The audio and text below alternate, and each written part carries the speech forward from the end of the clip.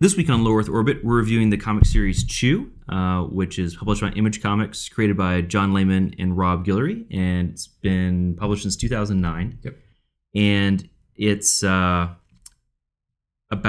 this guy named Tony Chew, who is a cibopath, which is a made-up term for the comic, which is somebody who can form a psychic impression or connection to anything that they eat. And he uses this ability as an FDA agent in this sort of alternate timeline where after a bird flu, the U.S. outlaws all poultry, including chicken and all that other stuff. And so he basically goes around and tries to help solve food-related crimes using this psychic power of his.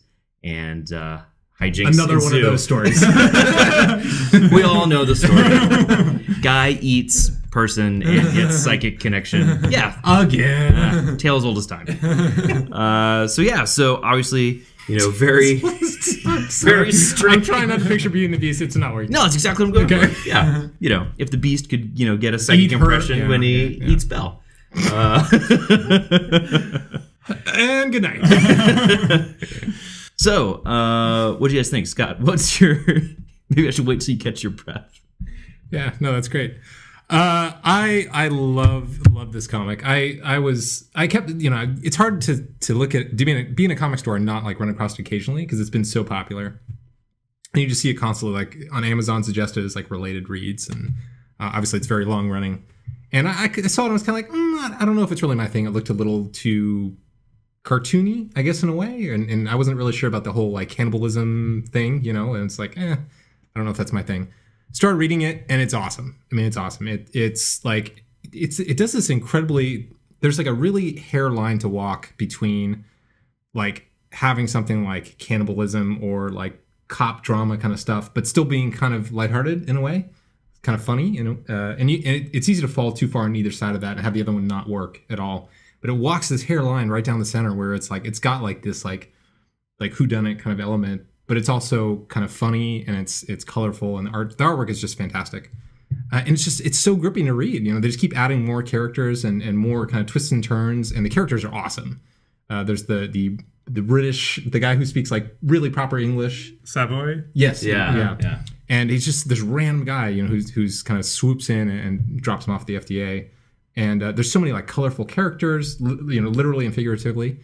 And it's just really fun. And I keep reading and I don't want to stop. And I love it. I grabbed all 3 books, because it's a lot of fun to read. Steve, what'd you think? I like Mason Savoy, that character. His dialogue's really fun to read, and he's great. But overall, I mean, and I like the concept. Like, it's just so like absurdist, and I love like that it's this kind of sort of crazy social commentary, like on the war on terror, almost, where the FDA sort of takes the role of the sort of the Homeland Security Agency, does which is inherently hilarious. And there's also a line in here somewhere where they basically, it's almost like Homeland Security, but something like home bird security or something like really goofy. Yeah, they like almost call it out almost exactly. Yeah, and this whole like chicken prohibition. There's this whole like I don't know. There's all these wonderful things, like these concepts that I love, but like I don't know.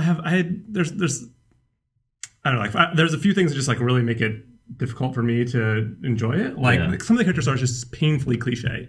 Like the buddy cop thing with like the straight-laced cop and the crazy cop. Like really right off the bat, we're on that cliche. And the cop's boss hates him. Yeah, and just to like almost to like cartoonish levels. Yeah. Like I was like, really, at least on the buddy cop thing, I felt like they were doing a send up of that. Because they actually talk about that. The dialogue actually addresses, we're doing this thing where it's like the straight-laced guy. Yeah, I know. That wasn't enough to save it for me. Okay, like, but I don't think they're unaware of it. No, they weren't. But I just didn't want more of that. Like I just felt so overdone. And they don't dwell on that tremendously. But the other thing that really bothered me is that like this massively fails the Bechdel test, right? like horrifically. Yeah, that's probably true. Like, I mean, it's just, I don't know. It feels embarrassing at this point. Like, really? Like, can't we try a little bit harder? Are you familiar with this? Yeah, but I mean, a lot of comics, I don't know why to single this one out for that. I mean, that's most comics, I guess. I feel like this comic like it feels like it's self-aware enough and like like trying to do something different and original, and it's just like I feel like it's just falling in all these same I mean, it's like 1 or 2 original things, and then everything else just the same problem that every other comic has. Cliche, and I mean, one female character that doesn't. I mean, like, so how far have you read? All the whole for the whole that so whole this whole the whole first volume. Okay, Yeah. I think so. I've only read, well, I've read not all of one, but from what I've seen, sort of, through not screenshots, whatever they call it, grabs of other books. I don't think it stays that way. I could be wrong, but I think I see one female character on the cover of this one. None. No, well, right there. Oh well, one of the main But characters. I was looking on these rows of images. Yeah. I don't know. I mean, I hear what you're saying, but I mean, I don't know. Like, it seems we could have a discussion about the comics book industry in general, but this is one in a sea of comic books that have that problem, I think. I don't know. Maybe haven't been exposed to like the greater sea. I feel like, Saga for sure, like, had it flat out balanced out. I mean, but even before Saga, when we review like Why the Last Man. Why the Last Man? I mean, 2/3 of the main characters are female. So like. So actually, so we probably all know what the Bechdel test is, but maybe you should explain it for. Yeah, so Bechdel test, it's a shockingly low bar for like, that women exist. Yeah, so basically it says that in any sort of forum narrative, are there at least 2 female characters? Do both of the characters have names? Oh, is and okay. it's just a requirement. And do they talk to each other? About anything other than male characters? And like something like 2/3 of all movies fail this test. Yeah. Like, it's just mind-boggling. I expect it's more for mainstream comic books. Yeah. So, but I don't know. I thought there's this. In the indie world, maybe they could rise above the muck that is like Batman and Superman and all this. I don't know. Yeah. But wasn't this the problem with the Sixth Gun? I mean, that was basically the same problem. There was just the one girl. Yeah, a little bit. I mean, yeah, she's a little bit of a damsel in distress. Yeah. I mean, she gets more capable, I think, as like it goes on. But definitely. But there's only the one. Yeah. But why did that not bother you there? Yeah. Well, no, there's a general's wife. Yeah, they never talk to each other.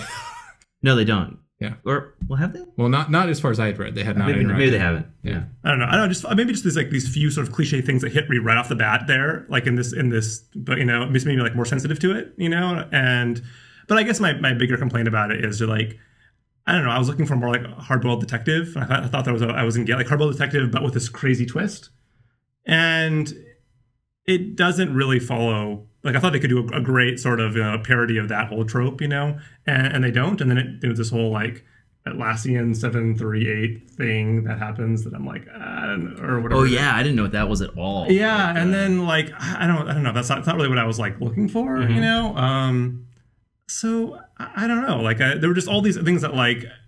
So what would because I'm trying to wrap my head around what you're. I mean, I'm not getting a clear picture of the critique. So like, what would you? In a fictional world, what would you change to make it more palatable? Like if you were to choose one main thing, because I'm just trying to because it seems like a lot of the elements are there that you would like. Yeah. So like, aside from the Bechdel test aspect of it, like just less cliche characters, I guess. Yeah. I mean, I think if there was, I don't know. I mean, I haven't read far enough to give sort of these other elements their fair shakes. But I would be a more, I don't know, clear sort of like, like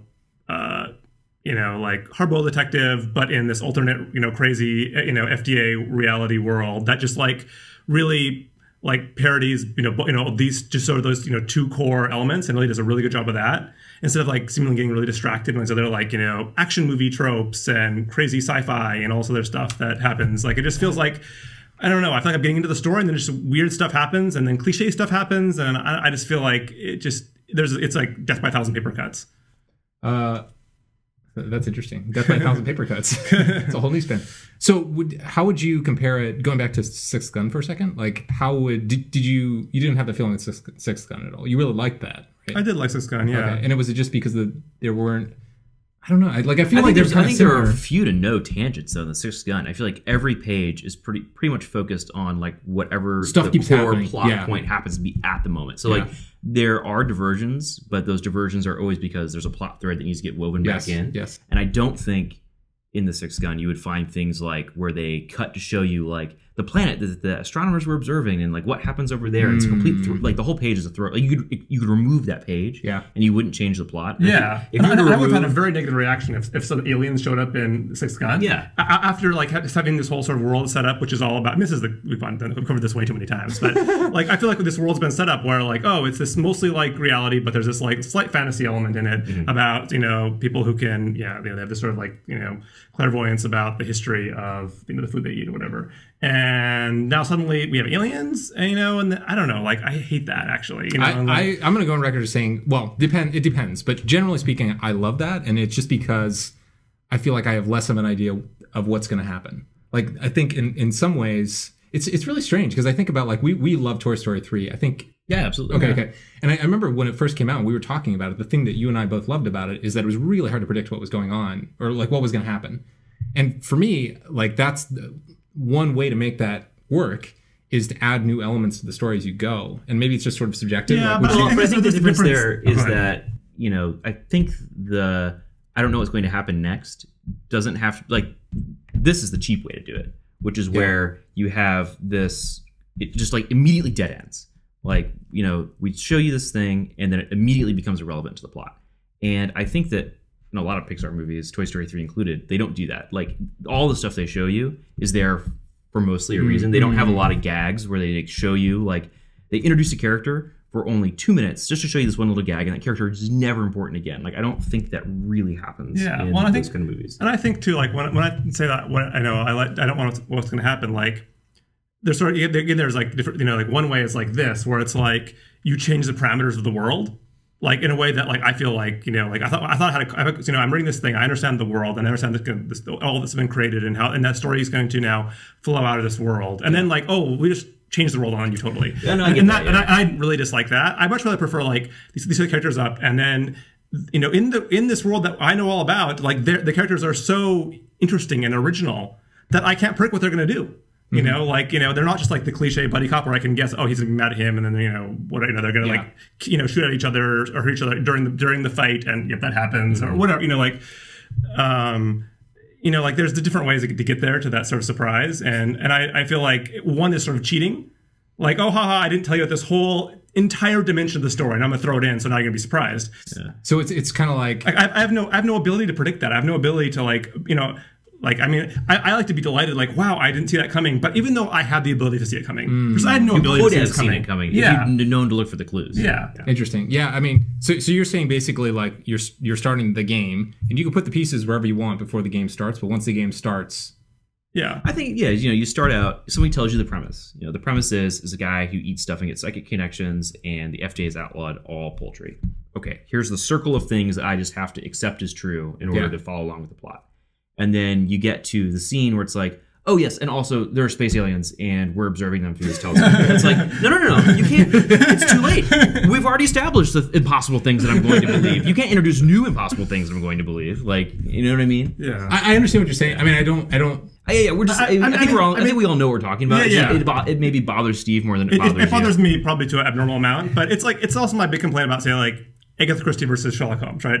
Agatha Christie, like, she puts her mysteries and all the clues are there for you. You are on equal footing. You could solve the mystery. I love that. And then when you don't solve the mystery, you're like, I can't believe I didn't notice all these things, And then Sherlock Holmes, like, Sir Arthur Conan Doyle totally cheats. He doesn't give you all the clues. So then Sherlock Holmes solves the thing. You're like, I could never have guessed that. Right. I didn't know he was left-handed. Like, it's not fair. It's not fair. And I know it's irrational, but it really bothers me. And it's sort of like the same kind of thing. It's funny. I've thought this has come up enough that I've really spent some time thinking about it. Because, like, I'm out of the box, I'm just not in that mindset. Like, I'm just like, for whatever. Like, bring out the aliens or whatever. I'm like into it, It's as long as it's enjoyable. But I've thought about it. I've like tried to condense down what your thinking is about it. And I think, tell me if I'm right about this. The core of it is you want to see a scenario after the rules have been established that present a challenge for the writer. In other words, like the easy way out is to say add aliens or whatever. But if the story ends up in such a way that how could they possibly get out of this, and they get out of it without like adding new rules, then that's interesting to read. In other words, it's sort of like a writers flexing their muscles in a way. I mean, is that something? Yeah, I don't tend to think of it in terms of like you know, the writer needing to flex their muscles. You know, I sort of should hope that for a good quality literature, good stories, the writer should have to do that. Yeah. But it's really, I don't know. And I think I'm more about in terms of as a consumer of it. You know, is like, you know, it has greater integrity if the work itself has a greater integrity if all the pieces are there to go, you know, sort of, you know, hiding in plain sight. Yeah, hiding in plain sight. All right, I get that. Yeah. So I don't know. I mean, I didn't hate it, but like all those things kept bothering me as I went through, you know, all these little things, and then, you know, like I kind of like accepted one, then aliens appeared or something, you know, and I don't know, like as a result, like I don't really have a great desire to keep going. I feel like I'm going to keep getting like, you know, more, you know, betrayed by the author and like their cheap tricks, you know, like I don't know. Okay, so. Who we know? I don't think I have. Yeah, no. I don't know.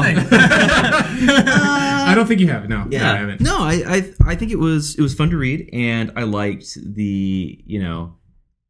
I liked kind of the premise. You know, I was willing to accept, you know, the impossibility of the psychic things and the FDA and all that stuff. And no, I thought it was interesting to sort of like explore that world, and I liked how there's kind of like two sort of threads to the plot where there's like the just like cop drama stuff where he's like out solving these like particular crimes, but there's also like this overarching like mythology of like, you know, what exactly were the events that led up to like the ban and all that, and like there's a little conspiracy happening there and stuff, and so I think that being able to switch between those is like a lot of fun to read. And the characters are kind of interesting. Yeah, no, I think it's okay. I'm like more than lukewarm, but not like all the way up to super positive. Totally recommend it, but it's definitely worth checking out. Yeah. I'm actually kind of curious.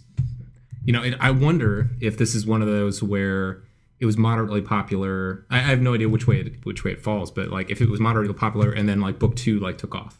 Yeah, you know, because it seemed, obviously if it's this level, not always, but a lot of times if it's this level of popular, like sometimes it'll follow that path. Like they have to find their voice, you know, kind of get grounding. And I like it as it is now, but I'm kind of curious. Maybe it hits that level, you know, in book 2 or book 3. Certainly, I felt that way. Its stride. I felt that way with Why the Last Man for sure. Yeah. You know, they're still kind of figuring out what kind of story does it trying to tell. And I was just kind of like, okay, I'm hanging in there. I'm not having a ton of fun, and it does get better. And I haven't quite finished it yet, still, but. I don't know. Well, it's ongoing. I think. I don't think there is. Sorry, I meant Why the Last Man. But yes, here, yes, 2 is still going. Absolutely, yeah. So for me, you know, I think I would maybe not for kids, you know, because there's some sort of questionable content in a few places. But I think in general, I would recommend to most people. It's a fun story. Yeah, totally. Because I didn't hate it. I just how does this rank with the other ones like that we've reviewed? Because I'm trying to build a mental picture. Of what kind of it's definitely like ranks above Saga. Okay. So I do genuinely really love the premise. Okay. I think the premise is brilliant, and I do like the story arc of it. That's basically like what is the big conspiracy? That's really like intriguing to me. Yeah. And so I don't hate it. Whether I read another one. Borderline. It's very borderline for me. Well, you could borrow the one I bought. It's free. They'll give you the first one for free. Is this all just 3 of them total then? No. I think there's more. There's at least 8. I think there's like 5 or 6 trade paperbacks. There's at least 8. Actually, no. I read something crazy like on Wikipedia about how like issue 27 came out, but they're not to 27 yet. And then, but they're on 13. So like they've like there's like and then they've jumped back there and they're doing 14 next. Well, they're like releasing them in non-sequential order. So like we flash forward like 3 years in the future. Whoa. That's kind of nuts, actually. I kind of dig that. That is kind of cool. Like that's gonna make it so hard to read when it's done, though, right? Because it's gonna be like the Dark Tower, right? Where it's like it's surprisingly hard to figure out what order to read the Dark Tower in, especially because you go to Wikipedia. I think we moved on the last show that mentioned this. You go to Wikipedia and just to see what order to read them in, and you wind up spoiling half the plot because by the time you get to the list of books, it's already told you what happens at the end. You're like, guys, I just want to list somewhere. What order do I read these things in? The death of Bob. I didn't know Bob was gonna die. Hey, why did they call the book that? We haven't even met Bob yet. He's already dead. Who's Bob? He's dead to me. Interesting. Okay. So yeah. So I'm actually really curious how many there are. So if it started in 2009, that's probably a pretty. I mean, there's probably enough room for even if they make one issue a month. Yeah, it'd still be a fair number of. Yeah.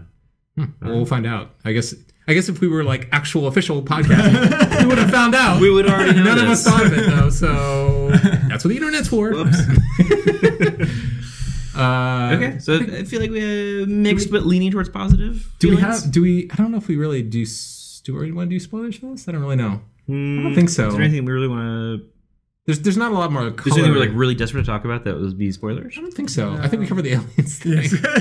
Yeah, that's not really. But see, that's not really spoilers though, because it doesn't really matter. They're in there for like 8 panels. Yeah. Like, Okay, fair enough. Yeah. Okay. All right. So, as always, you can find meticulous show notes about all the crazy things we talked about. Aliens and whatnot. Exactly. At our website at lowearthorbit.fm. You can also email your feedback to us at feedback@lowearthorbit.fm. You can follow us on Twitter at Lower Show. And of course, our YouTube page, which wildly popular, which you might actually already be on if you're watching this video, where we have 13. 13 is the current count. Subscribers. We'll put it in the bottom third. If it's the higher. most up to date would be right about here, where you can of course subscribe. And we would love, like, I think we're excited to get new people watching, and we have a kind of a solid base of people who listen to the podcast and subscribe that way. But it would be really awesome if we got more people in from sort of this other channel. So please do subscribe and like the videos, because that really actually helps a lot. Yep, absolutely. And so that's available at youtube.com/lowearthshow. Lower Show, just like the Twitter thing. Exactly. All right. Thanks for watching, listening, attending.